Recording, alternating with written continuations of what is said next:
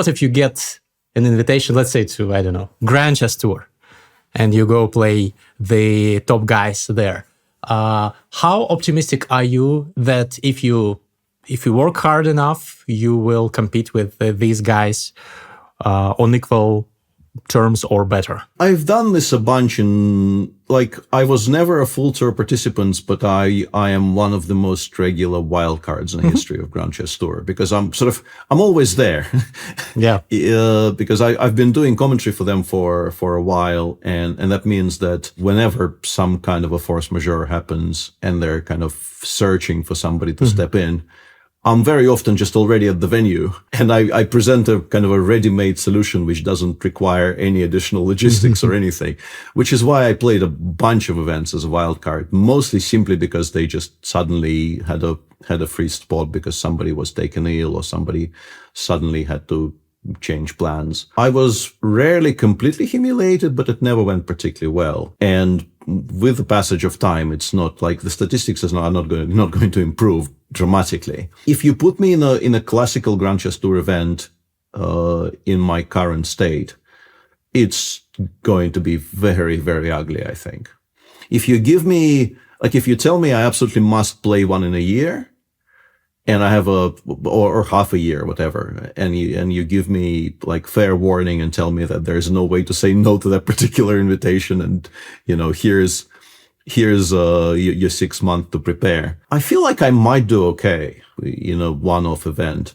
In particular, I think in shorter time controls, if I play myself into some kind of a, fighting shape, my results in Rapid and Blitz tournaments seem to be holding up still. Although I haven't played the World Championship in past couple of years, and I don't know how that will go. But generally, I think the fall off has not been as steep in the shorter time controls. Classical the problem is I just, in particular compared to that field, I just have no openings. Either I would need to kind of accept that I'm playing sort of for 9 draws as a kind of a best result because I will never have anything with white and I'm trying to survive with black, and maybe people overpress against me.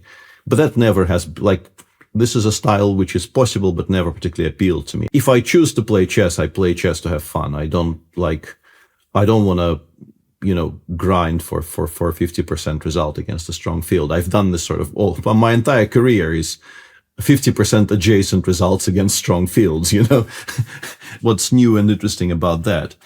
And starting from, 20, I guess maybe 18-ish onwards, sort of my entire reason for continuing to play chess became so that I can try new things, so that I can, play openings I've never played, play in a way that maybe I never kind of played because I was much more results orientated. And I sort of cared about the expected value of things I'm doing a lot more than maybe I do now, because now there's really nothing that what do I care about the 5 rating points in particular now that I'm below 2,700? What do I care about it? The competitive part of my career is over. What is left is I still love the game very much. Some bits of it more than others, because of how much opening work is involved in the classical, I guess classical less than I used to. But I still really, really enjoy playing chess, in particular when my brain works semi-normally and I can sort of trust it and I don't feel really, really stupid playing chess, which I do sometimes these days. I no longer really care about the result all that much.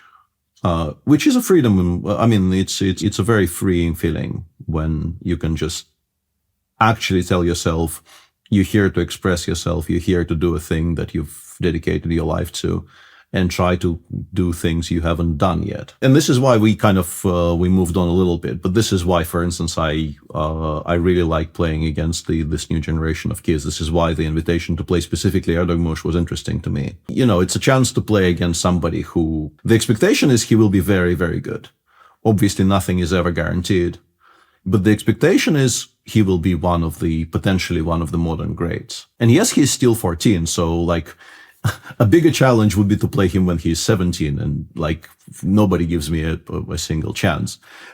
But still, the invitation came where it came, and I got excited because it gives me an opportunity to play against somebody from a whole new generation who is already pretty good. This always was maybe the most interesting thing for me in chess, because I was never really particularly, even in the years when I was very competitive, I never set myself specific goals, and I always, like, the format I enjoyed the most was playing extremely strong oppositions, like elite round robins. I've never done outside of Russian superfinals, which, depending on whether you want to count them or not, my results in elite round robins are, I would describe as fine. Like, they're not horrible, but I haven't won very many. It's not spectacular by any means.